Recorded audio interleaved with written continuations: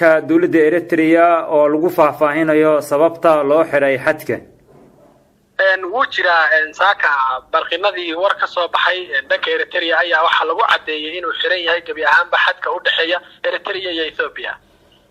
wariye Cabdiraxmaan waxa jira in dawladda Eritrea sida aad sheegtayba warkan ay soo saartay ay ku sheegtay in la xiray xuduudda oo aysan jirin wax isku gudbaya labada dhinac maxaa sababay baa leeyahay xilligan in la xiro xuduudda labada dal iyadoo ognahay in bishii Oktoobar horaanteedii xadka si rasmi ah loo furay maxamuudow cid horta ogaan kartaa ma jirto ama war faahfaahin ay labada dhan midna ka soo baxay ma jiro oo la xiriirta xiritaankan dhanka Eritrea waxa ka jiray inay horaan maalin dhaweyd la dhaawacay wasiirkii hore gaashaandhigga ee dawladdaasi kaas oo hadda dhaawiciisa la geeyay xaggaas iyo imaan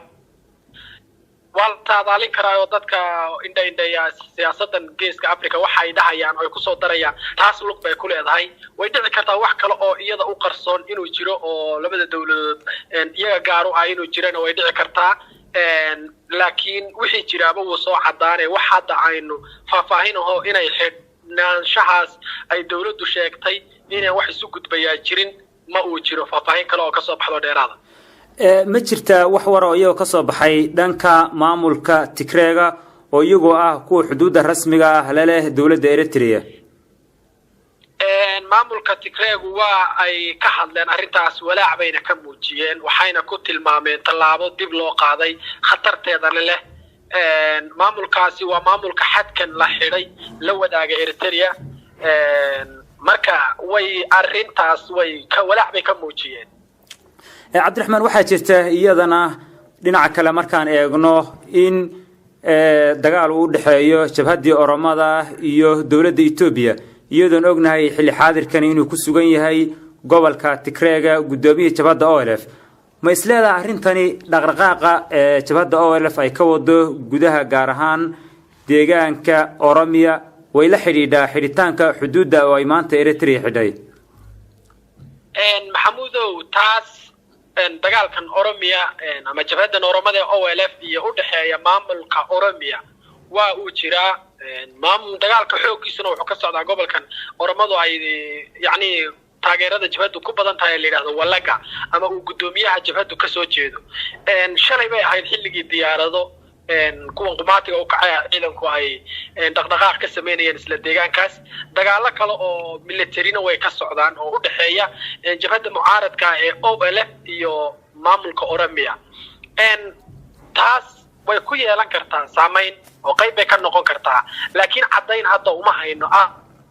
inay tahay xigneeshahaasi cadaadis ku socda maamulka Oromia jabhada Oromia waxa jirta iyadana in dawladda Ethiopia ay u dirtay wafdi dhinaca Eritrea kuwaasi oo la sheegay inay kala hadlayaan xirnaanshaha xadka iyagoo Ethiopiaanku ay ku wabiristeen ciidamada faraha badan ee la soo dhabay xuduudda ma isleedahay kulanka labada dhinac dhexmari doona natiijo wax kool ayaa ka soo bixi doonta oo dib loogu furayo xuduudda maxamuudow markii jidkan isaaka inuu xiran yahay ama xadka gabi ahaan Eritrea Ethiopia u dhaxeeya inuu xiran yahay ay soo baxday Ethiopia wafdi bay dirtay waftigaas inuu soo indheeyo sida ay wax u jiraan iyo xaaladdu sida ay tahay buu ahaa walina wax war amuuna soo saarin waftigii hadii la qiimeeyana Eritrea isahan sida aynu ku naqaano hogaaminteeda ama madaxweynaha Eritrea siyaas waa nin go'aan adag waa dawlad adag oo siyaasadeedu adag tahay oo inta badan aan la saadaalin karin wax isbedel ah oo cad in ay hadda ka soo bixi karaan irma oo saadaalin karno waxa jira iyadana warar soo baxaya oo sheegaya in Eritrea oo dhowr iyo 20 sano ee la soo dhaafay intay colaadu kala dhaxaysay iyadii Ethiopia wadankeedu ahaa mid nabdoon khalkhal dhanka amniga uu soo wajahay arintaas ma isleedahay way la xiriidhaa xiritaanka xuduudda way dhici kartaa wax kasta way dhici kartaa laakiin wuxuu soo cadaanaya ilaa iyo saacadahan inagu soo fool leh 12 saac inagu soo fool leh way cadaanaysaa sababtu oo xogta waa la heli sida la qiimeynayo Cabdiraxmaan waxaad faahfaahin naga siisaa xiisada ka soo cusboonaatay xuduudda u dhaxaysa wadamada Eritrea iyo Ethiopia maxamuudow saaka salaadii subax ama xiliyaha aroorta ah ayaa waxa ciidama ay soo dhoobtay dowladda Eritrea xadka u dhaxeeya iyada iyo Ethiopia xadkaas gabi ahaanba way xidheen oo waxa uu ka xidhmay dhanka Eritrea saasuna ilaa iyo hadda ku xidhan yahay ma jira wax war oo ka soo baxay dhanka dowladda Eritrea oo lagu faahfaahinayo sababta loo xiray xadka wuu jiraa saaka barqinadii war ka soo baxay dhanka Eritrea ayaa waxa lagu cadeeyay inuu xiran yahay gabi ahaanba xadka u dhaxeeya Eritrea iyo Ethiopia wariye Cabdiraxmaan waxaa jira in dowladda Eritrea sida aad sheegtayba warkan ay soo saartay ay ku sheegtay in la xiray xuduudda oo aysan jirin wax isku gudbaya labada dhinac maxaa sababay baa leeyahay xilligan in la xiro xuduudda labada dal iyadoo ognahay in bishii Oktoobar horaanteedii xadka si rasmi ah loo furay maxamuudow cid horta ogaan kartaa ma jirto ama war faahfaahin ay labada dhan midna ka soo baxay ma jiro oo la xiriirta xiritaankan dhanka Eritrea waxa ka jiray inay horaan maalin dhaweyd la dhaawacay wasiirkii hore gaashaandhigga ee dowladdaasi kaas oo hadda dhaawiciisa la geeyay xaggaas iyo imaan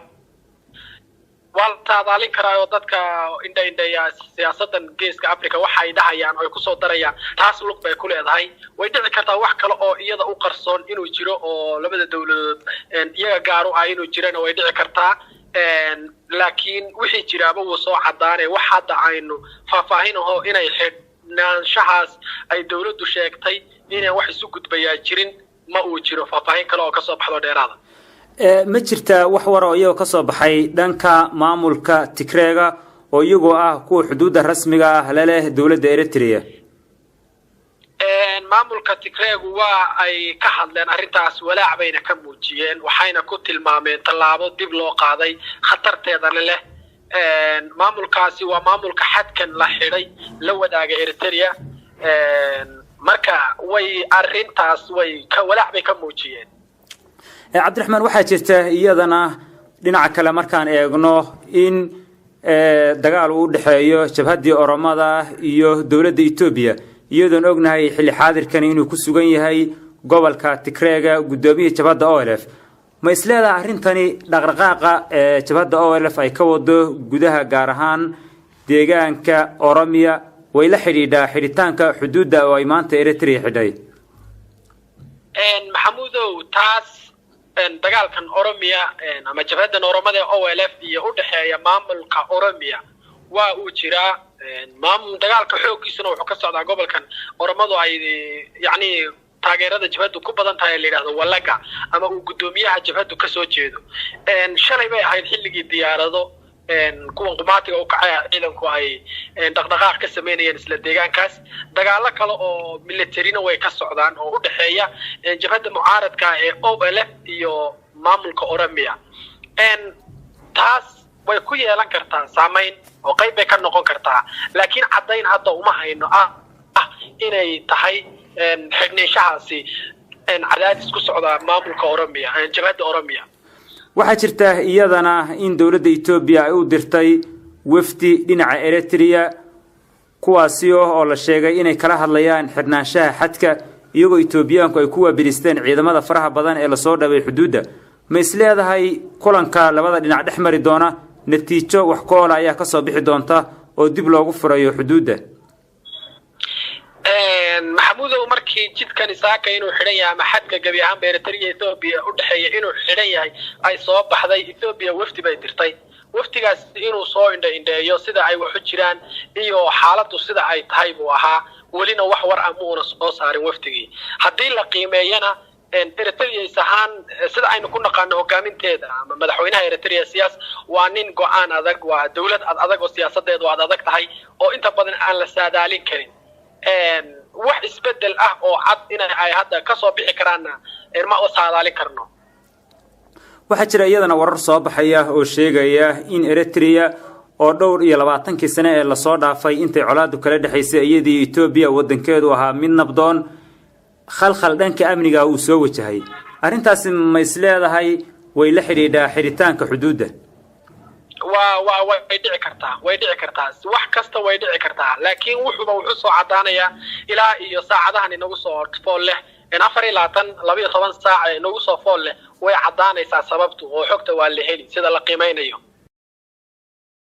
qiimayntan oo muddo 4 maalmood ah socon doonta oo ay ka soo qayb galeen madax xafiisyada maaliyadda xisaabiyaasha iyo lacag hayaasha 46 degmo ee uu ka howlgalo mashruuca wax soo saarka cunnada ee BSMB-da loo yaqaano iyo xafiisyada ay bahawadaagta yihiin ayaa inta uu socdo waxaa lagu qiimayn doonaa mashruucan heerka uu taagan yahay iyo daldaloolooyinkii jiray wixii ka dambeeyey sannadii 2010 haddaba kulankani qiimaynta oo ay ka soo qayb galeen wasiirka xafiiska maaliyadda iyo horumarinta dhaqaalaha ee dowlad deegaanka Soomaalida mudane Mubaashir Dibad iyo wasiirka xafiiska beeraha iyo kheyraadka dabiiciga Dr. Cabdiqaadir Iimaan ayaa ugu horreyn waxaa hadallo ku furay